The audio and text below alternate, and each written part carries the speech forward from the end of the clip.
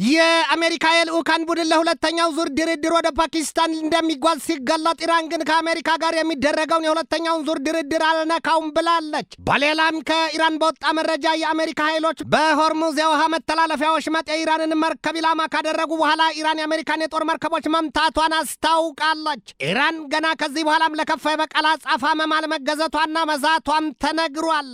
የኢራኑ መንፈሳዊ መሪ አያቶላ ሙጅተባ ካሚኔይ በአሜሪካና በእስራኤል ላይ የጽኑ ዛቻና ማስጠንቀቂያ መልእክት ማውጣታቸውም ተገልጧል።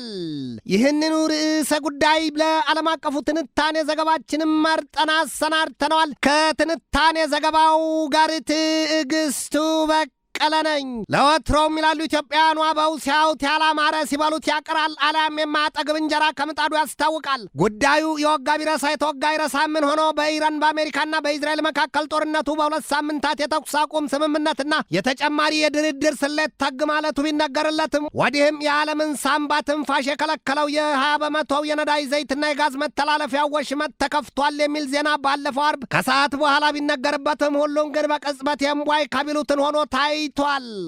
አሜሪካ በዋናነትና በባለቤትነት ከኢራን ጋር ተደራዳሪ በሆነችበት የሁለተኛው ዙር የድርድር ሂደት ዝግጅት በዚያ በመጀመሪያው ዙር የ21 ሰዓታት የኢስላማባድ ድርድር አፈነጃጅሮ ያለያያቸውን ነጥቦች ዛሬም ማረም የቻሉና ያወቁበት አልመሰሉም ይሏቸዋል። ኢራን ከናካቴው አሜሪካ የሆርሙዝን ወሽመጥ የዘጋችበትን ሁሉንም ጋሬጣ ታንሳልኝ፣ አለበለዚያ ግን የሁለተኛው ዙር ድርድር ይሉት ነገር አይገባኝም አይገባኝምም የሚል አቋሟን አሳይታለች። የአሜሪካ መሪዎች በበኩላቸው በተለይም የሀገሪቱ ፕሬዚደንት ዶናልድ ትራምፕና ምክትላቸው ጄዲ ቫንስ ይህንን ሲሉ አስጠንቅቀዋል። ወደ ድንጋይ ዘመን መልሳታለሁ መሆኑ ነው። ምክትላቸው ጄዲ ቫንስም ደግሞ ቃል በቃል ይህንን አሉ። that nuclear weapons are available if they are deemed to be needed አስፈላጊ ከሆነም የኒውክሌር ጦር መሳሪያ አለ። በንግግራቸው ውስጥ ጄዲ ቫንስ የእልህና የቆራጥ አቋም ውሳኔ ይታይበታል ያሏቸው፣ ነገር ግን ደግሞ አሜሪካ በኢራን ላይ የኒውክሌር ጦር መሳሪያዋን ልትጠቀም ወይስ ለማስፈራራት ጊዜ የሚመልሰው ጥያቄ ሆኖ ነገሩ ግን ዶሮ በጋን ይሉትን ያስታውሷል።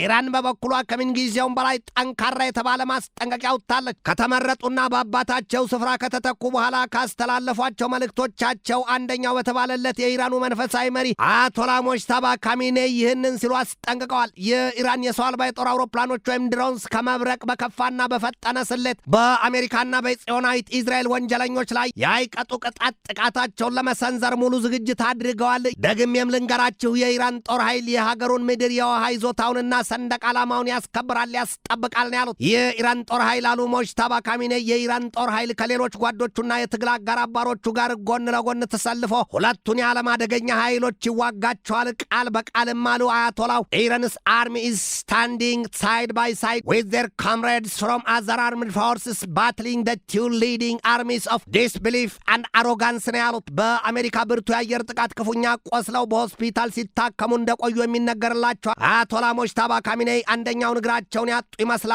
ሲል የላድ ባይብል ዘገባ ይዘረዝራል። የአሜሪካው ፕሬዚደንት ዶናልድ ትራምፕ ቀድሞውኑ በኢራን ላይ ሲዝቱ ሆል ሲቪላይዜሽን ዊል ቢ ዳይ ቱናይት ያሉበት ጊዜ እንዲህ ርቆ የሚዘነጋ አይደለም። ዛሬ ታዲያ ኢራን በሁለተኛው ዙር የድርድር ሂደት አልሳተፍም ብላለች። ያንን ትንቢታቸውን ትራምፕ ይፈጽሙት ወይስ ሌላ ለዓለም የሚያሰሙት ዜና ይኖር? ጉዳዩ ጉድና ዥራት ከወደ ኋላ ይሉትን ነውና ሁሉንም መጠበቅ ብቻ ነው። ኢራን ከአሜሪካና ከእስራኤል በተከፈተባት የጣምራ ጦርነት ከደረሰባት የምጣኔ ሀብት ኪሳራዋ ክፉኛ ጡንቿን ያሸማቀቀውንም ጉዳይ ገልጣለች። ያውም ከ20 በላይ የመንገደኞች አውሮፕላኖቿ አውድመውባታልና። ይህንን በይፋ ያስታወቀው ደግሞ የኢራን አየር መንገድ ማህበር ትናንትና እሁድ ባወጣው መረጃው ነው። ኢራን ስለወደሙባት የመንገደኞች አውሮፕላኖቿ ያወጣችው ቁጥር ከ20 አይበልጡም ስትል ብታወጣውም ታዲያ ግን ሌሎች የወጡ መረጃዎች ከ40 እስከ 60 የመንገደኞች ግዙፍ አውሮፕላኖቿ አውድመውባታል ሲሉ ያሳያሉ። ዛሬም ግን ኢራን ከ250 እስከ 300 የተዋጣላቸውና ዘመናዊ መንገደኞች ማመላለሻ አውሮፕላኖች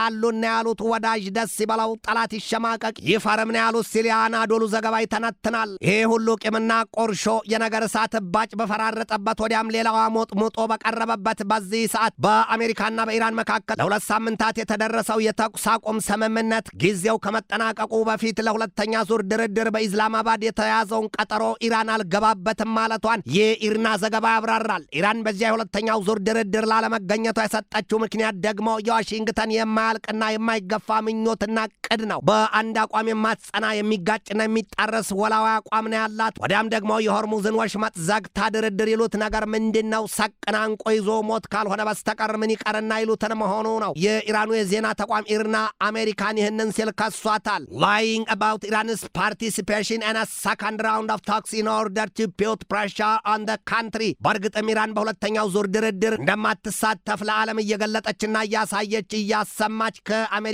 የሚወጣው መግለጫ ግን ኢራን በድርድሩ ሂደት ትሳተፋለች የሚል ሆኗል። የአሜሪካው ፕሬዚደንት ዶናልድ ትራምፕ ትናንት ማለዳ ላይ ይህንን ማለታቸውም ይታወሳል። ኢራን የተኩስ አቁም ስምምነቱን ጥሳለች ሲሉ ለኤቢሲው አርታይ ጆናታን ካሪ ነግረውታል። ፕሬዚደንቱ ጋዜጠኛውን እኔን ጠቅሰ መዘገብ ትችላለህ ባሉበት ንግግራቸው it is going to happen ነው ያሉት። በኢራንና በአሜሪካ መካከል የተደረሰው የሁለት ሳምንታት የተኩስ አቁም ስምምነት ተጥሷል በሚል ሁለቱም እርስ በርስ እየተወነጃጀሉ ነው። ትናንትና እሁድ አሜሪካ የኢራንን ካርጎ መርከብ መምታቷን ተከትሎ ቴህራን በምንም መንገድ ቢሆን በኢስላማባድ ድርድር አልሳተፍም የሚል አቋሟን እንድታጸና አድርጓታል የሚሉት ብዙዎች ናቸው። ኢራን ከዚያም አልፋ ባወጣቸው ብርቱ መግለጫዋ ኢራን ቮውስ ስዊፍት ሪስፖንስ ቱ ዩናይትድ ስቴትስ ኦፍ አሜሪካን አታክ ኦን ካርጎ ሺፕ። የአሜሪካው ፕሬዚደንት ዶናልድ ትራምፕ በተኩራራ ስሜት ሲገልጡ የአሜሪካ ጦር ኃይል የኢራኗን መርከብ ከሞተር ክፍሏ ላይ አፈንድቶ ተቆጣጥሯታል ነው ያሉት። በኢራን የጥምር ጦር ኃይሉ እዝ ካታም አልአንቢያ ባወጣው መግለጫው ታዲያ አሜሪካ የተኩስ አቁም ስምምነቱን ጥሳለችና ወዮላት ሲል ለበቀል ምላሽ መዛት መፎከሩን በጊዜው አስታውቋል። ኢራን ዛሬ ማለዳ ላይ ባወጣችው መግለጫዋ ደግሞ በኦማን ባህር በቆሙት የአሜሪካ የጦር መርከቦች ላይ የሰው አልባ የጦር አውሮፕላኖች ጥቃት መፈጸሟን አስታውቃለች። ይሁንና የታስኒም ኒውስ ዘገባ ስለደረሰው ውድመት ያለውና ያወጣው ዝርዝር ነገር የለም። አሁን የተኩስ አቁም ስምምነቱ በተባለው የሁለቱ ሀገራት ፖለቲከኞች አንደበት የሚጣስ አሊያም ተጥሶ ከሆነና ወደ ቀጣይ ጦርነት የሚገባ ከሆነ ደግሞ ያ ጦርነት ለኢራን ጨርሶ አስከፊ ገጽታ እንደሚኖረው የአይኒውስ ዘገባ ከወዲሁ ይዘረዝራል፣ ያስጠነቅቃል። የአሜሪካው ፕሬዚደንት ዶናልድ ትራምፕ በበኩላቸው የዲፕሎማሲው መስመር የማይሰላላቸው ከሆነ ሲሉ የወታደራዊ አማራጫቸውን በኢራን ላይ ለመጠቀም መዛት መፎከራቸው ተሰምቷል። ሊገድል የመጣን አባባ ቢሉት አይምርም ይሏል። እውን በፓኪስታን የታቀደው የድርድር ሂደት ተቃንቶ ሶስቱን ሀገራት ያግባባ ያስታርቃቸው ወይስ ይብሱን ያራርቃቸው? ፓኪስታንንስ ከሀብት ሽመር ያስብላት ይሆን? ትንታኔ ዘገባውን ስናዘጋጅ በዋቢነት ለአባይብልን፣ ጄሩዛሌም ፖስትን፣ ዎል ስትሪት ጆርናልን፣ ሲጂቲኤንን፣ ኒውስ ኮዝሞስን፣ ኢንዲያ ቱዴይን፣ አፓን፣ ኒውስ ማክስን፣ ፎክስ ኒውስን፣ ዘ ታይምስ ኦፍ ኢንዲያ እና ዘ ታይምስ ኦፍ ኢዝራኤልን ተጠቅመናል።